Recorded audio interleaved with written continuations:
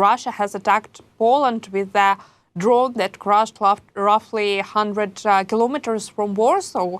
This comes as Donald Trump is pushing to broker peace between Ukraine and Russia. And can this incident be seen as a violation of NATO airspace? And why was there no response? It could be seen that way. I just don't think NATO wants to see it that way. Look, this isn't the first time that a Russian drone or ballistic missile has landed on the Polish side of the border. It's certainly not the first time one has impacted on the Romanian side of the border. Okay, this war's been going on for 3.5 years, and it has happened multiple times. What NATO should be concerned about is that it continues to happen. Russia continues to push the bounds of the distances in which they are targeting Ukrainian cities, okay? And yes, it could have been an overflight, it could have been malfunction, it could have been shot down and drifted over, but the bottom line is it impacted in Poland, they impacted in Romania, and NATO should be concerned that their air defense systems are not acquiring these drones and ballistic missiles in the air before they enter their airspace. And I think that's telling, and it may even be at one point or another Russia testing NATO air defense capabilities. So, I mean, that's the extreme. But the more important part is NATO has not been able to shoot these systems down. And it's almost as though if they don't acknowledge it happened, it never happened. So they do not, again, want to confront Russia by challenging them or by shooting down those particular weapon systems. So it's certainly a diplomatic problem. It's a military problem in the long run. But it continues to happen, and Russia continues to push the envelope. Since you already mentioned that it was not the first time Russian drones have crossed into NATO territory, doesn't the repeated lack of reaction risk making NATO look weak and giving Putin a green light to keep crossing the so-called red lines? It certainly emboldens him, and it could encourage him to continue to press the envelope to see what the NATO reaction is.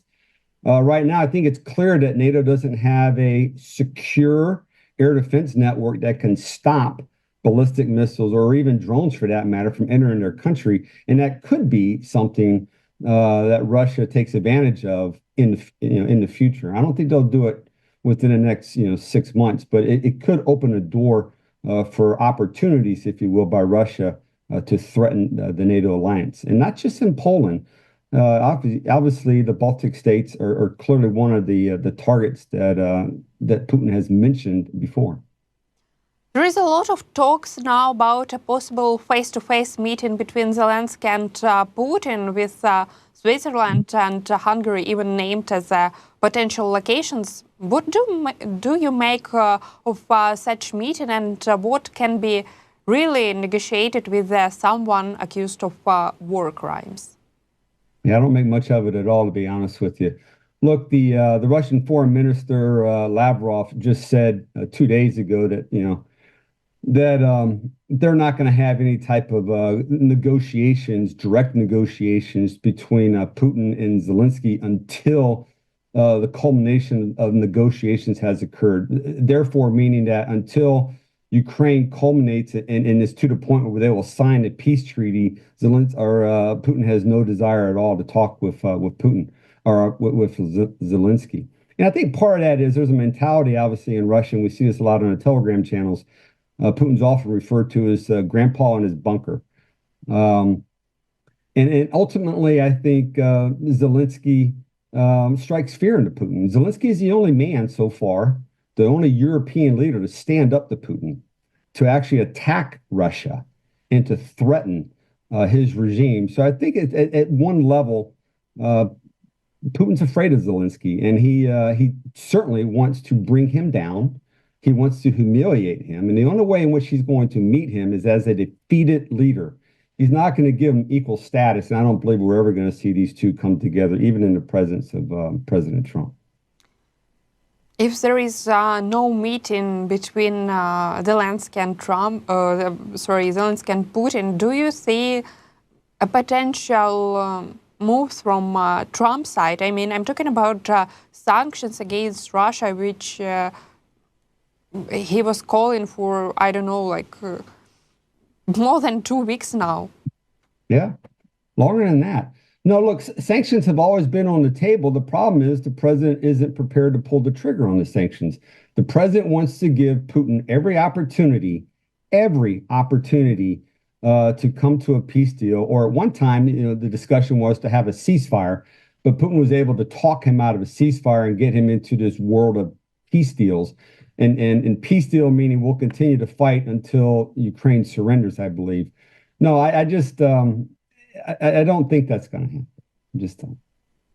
I would also like to discuss security guarantees for Ukraine. Right now, several scenarios are on the table, from continued military support to a troop presence and a NATO Article 5 style model of security. But it's clear that Moscow wants veto power over these guarantees and basically now are blocking the deployment of troops. Where do things stand at this moment? Yeah, look, I think, the Secretary General of NATO, Mark Rutte, the other day said all the details have to be hammered out still. And he's right. The details have to be hammered out, but it's not likely it's going to be what you and I consider to be security guarantees, because Russia has stated unequivocally no NATO forces on the ground. Okay, so I'm not sure how you get beyond that. I mean, what guarantees what NATO-like, Article-like guarantees can be provided if you can't put boots on the ground? Look, and the reason why they don't want boots on the ground is that NATO forces would become a speed bump to Kyiv. Okay, it serves as a deterrent. Russia does not want to be involved in a direct engagement with NATO. If NATO forces are on the ground, they would be. They know if they engage NATO forces that they would be defeated. So that outcome is something that they will not accept. Okay. Article 5, like security measures, I'm not sure what that means. It's not defined.